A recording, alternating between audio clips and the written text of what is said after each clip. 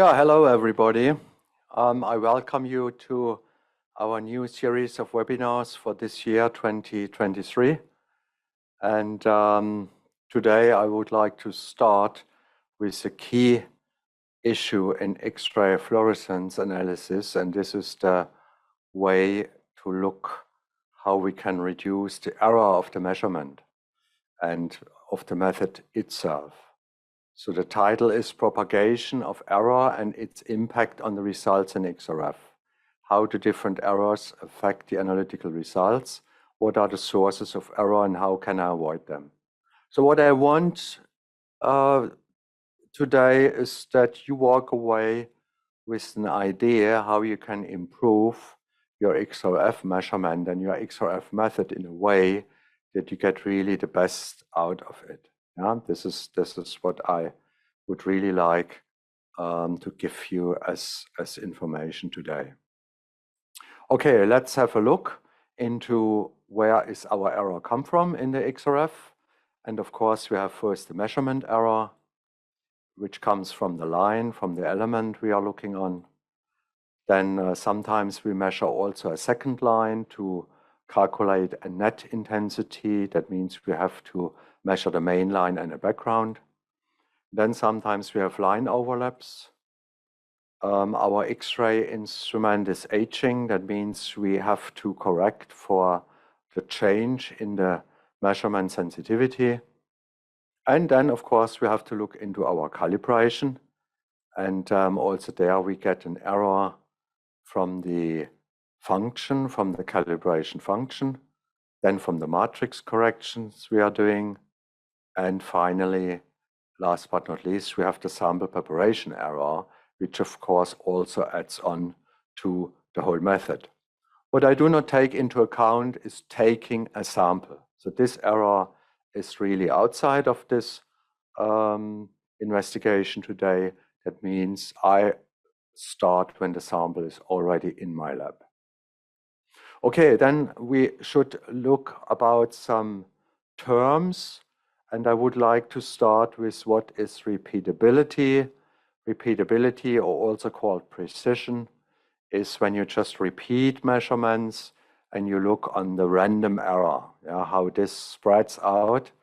And if you're lucky, you have a very low error, that means high repeatability, or you have a low repeatability and you have a widespread. Yeah, this is a so-called random deviation, and you can measure it in a short time span if you just measure in one laboratory with one person and one instrument. This is how you could determine your repeatability or precision. So let's talk about reproducibility. This is from the measurement principle the same, but now you open a little bit the variables. That means you measure over a longer time. You use perhaps different XRF instruments, different persons are involved and different laboratories are involved. If it's only one laboratory you are doing this, then you have the lab reproducibility. If you really make something like an interlaboratory comparison, then it would be just reproducibility. The next term I would like to look at is, oh, this is still German here. It would be the trueness. Yeah, the trueness gives you the distance between your mean value of a measurement and the target value. Yeah, so this is called trueness, and we call this a systematic deviation or a bias. And an example for that would be if you just mismatch samples with different matrices, or you have press powders where the particle size is completely different, so then you see a systematic error, or you just use a calibration which does not fit to your sample. Again, you have a systematic deviation, or it is just aging. That means your sample is, your calibration is not still suitable for what you are measuring. And then, of course, the next term we have to look at is the accuracy. This is also wrong. Accuracy, which then gives you just the difference between one measurement value and the target value. Yeah? So trueness is the mean value of your measuring series compared with the target, and accuracy would be just a single value as a difference. Sorry for that confusion here in the wrong terms. Then there's another important point. Such systematic errors must be included for your method. That means you have to adapt your calibration that you excluded. You have to use the right standard samples. You have perhaps to split your method so that every particle size fits to an appropriate calibration. So these kind of things should be taken into account. Okay, but now we have here our list of error sources, and now let's have a look what we have to do.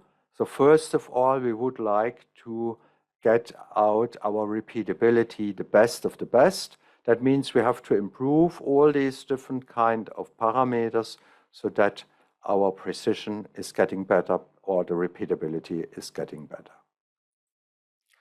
And finally, when this is all done, you express your X-ray result, and you can then use all these data to express an extended uncertainty, which means, for example, you have a result of 25.9 with an extended uncertainty of 0.1. And of course, you have to define a probability with that.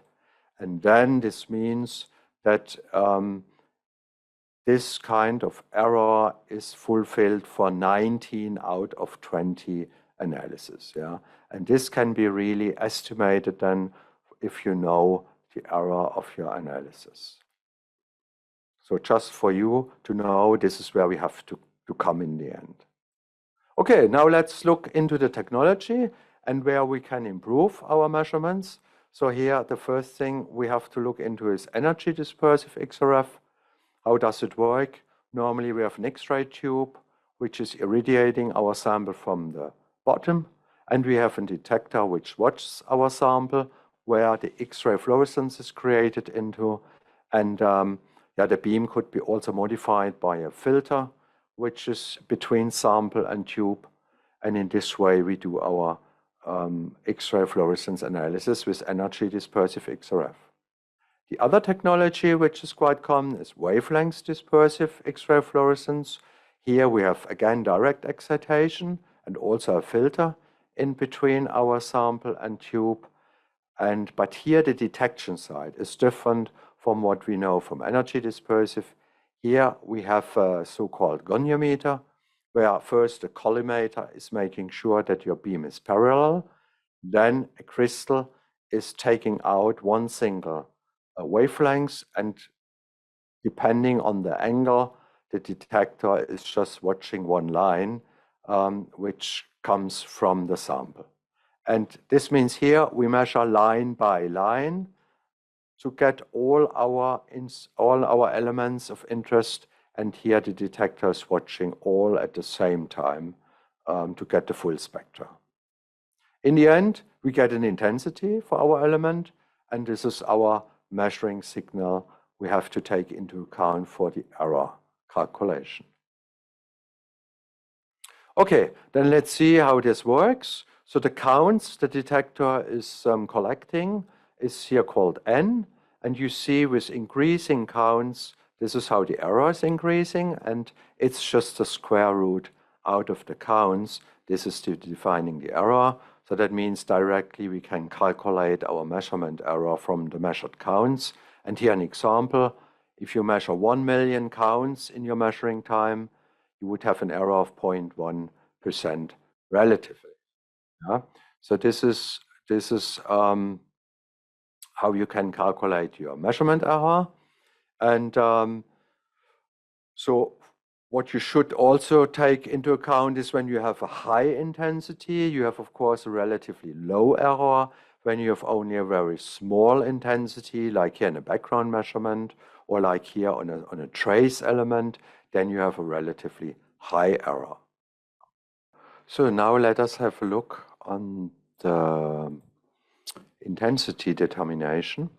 In energy dispersive XRF, we have the situation that our intensity is coming from the surface of the peak. And what you see here in red is the net intensity, and the blue part is the background intensity. Both together combined are the gross intensity. In wavelength dispersive XRF, we use normally the height of the peak to determine the gross intensity, and then we measure on the free side the background intensity and subtract this from the gross intensity to get the net intensity. So we have our gross, we have the background intensity, and then we subtract them to get the net intensity. And of course, our gross intensity has an error. The same for the background intensity. And if we want then to determine the total error, it is then just added the two together. If we want to determine this error, we just need to take a sample, stable sample, and measure it, for example, 10 times. And then the standard deviation of that measurement gives us a good indication of how big is our measurement error. And here I just compared the same sample on wavelength dispersive and energy dispersive, and we could see the differences between the two technologies, that for some elements the error on the energy dispersive is higher than on the wavelength dispersive because of the less sensitivity. And the same, if we look between different elements, we could see that on sodium, the error is higher than on a heavier element, which is just because of the sensitivity of the elements, which increases from low atomic number to high atomic number. The next error we have to take into consideration is the line overlap error. So in this example, the manganese Ka-alpha line is overlapped by the chrome Ka-beta line. And this means that this intensity we determine here is a bit higher than it should be. And normally we use then such a line overlap correction factor to determine this part of the intensity I need to correct. And to do that, we normally have to look for a chromium line which is free of overlapping. So we could use the chromium Ka-alpha, for example, and then with some standard samples, we establish a line overlap factor, and then we use this then to correct our manganese intensity for this line overlap effect. And if I want to determine the error, I just need to combine then all the errors from the intensity from the manganese Ka-alpha, the intensity from the chrome Ka-alpha, and the line overlap factor. In the next part, we have to look into drift correction. This is another source of error, and there we have two different ways to do it. Either we just use a factor where we compare in our time a sample measured on a day 0 and measured, for example, today, and then by the decrease of the intensity, we establish a factor. This would be then this Bay drift. Or we measure a low and a high sample, and this allows us also to determine the absolute part of the drift, and for example, based on a background variation, and in this way we can additionally calculate an absolute part of the drift, which is called A drift. This will be then used to correct our daily measured intensities. And if we want to know the error of this, again, all three will contribute to the error we then see in this coming from this drift correction. Now we have to look into the concentration part. That means if we do a calibration, we also make an error. And that means the easiest way to calibrate is just a line, which is established by this formula. That means our intensity is multiplied by the sensitivity of our calibration curve and the absolute part, and all expressed then in concentration finally. And of course also this calibration has an error, and this we can again combine by taking all three sources of error to get the complete error of it. But not always our relation between intensity and concentration is just a straight line. Mostly we see a curved line in XRF, and then if we do an empirical calibration, a so-called alpha correction has to be introduced. That means here you again see our formula for the line, but then another correction factor with the alphas is introduced. And this means for every element which disturbs our linear relationship, we will introduce an alpha correction factor. And again, this I can also express as an error contribution by replacing this, factor by K alpha, and then just make again the error propagation formula. Or if you do not do an empirical calibration, you do a fundamental parameter approach, then this correction factor is replaced by the fundamental parameters. But for the error propagation, it's the same story. You just have to collect all the contributions of error in the formula. There's another thing we have to take into account, and this is the sample preparation error. And normally, if you want to determine this, you just prepare a sample several times. Like in this example, we have prepared it 10 times. We even use different fusion machines, so to collect all possible errors in the sample preparation, and then the standard deviation will give you a good indication how big is your sample preparation error.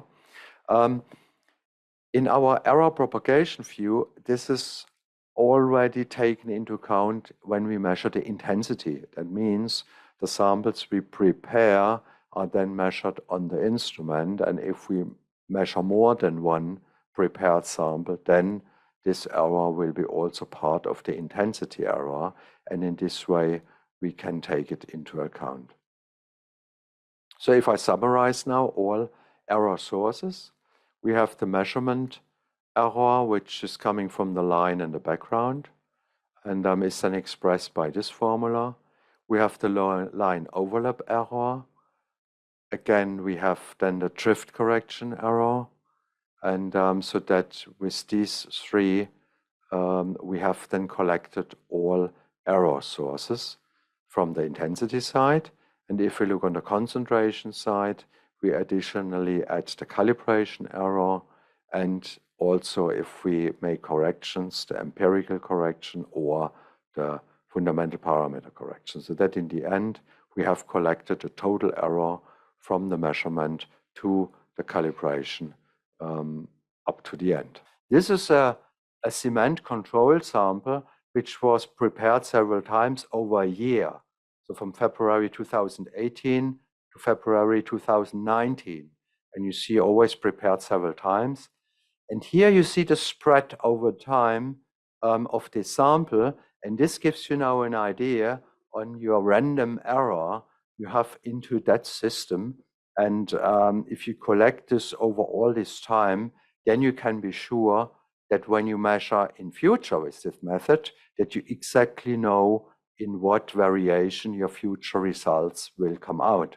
And this means such a measurement data will allow you to estimate a measurement uncertainty for the future, with a very high robustness. That means you are really sure that it will work with this error. And I think that answers probably also your question, what is the impact of the sample preparation error? Because this is what is sitting in here. So sample preparation error is, of course, when they have prepared here on one day several of these samples with perhaps different fusion instruments. This is the variation you see over time. And this is how it will affect it. Okay. This is the end of this course, and I want also to give you the information that we have our FLUXAMINA training platform, and there you will find a statistic course where this was just a part out of it. So if you are interested in some deeper look into statistics, then have a look there. And of course, I'm always available if you have more questions. And Yeah, if there are some more questions, please put it in the chat now. This is the right time. I don't see any new question here. I think I answered them all. So let's give another minute. If someone has a question, please now place it into the system. Like I said, if not, you get this webinar as a video, so you can have a look again. And also, you have the possibility always to contact us. If you go into the FLUXAMINA website, there also is a chat where you can ask more questions. So this is all available for you. Yeah.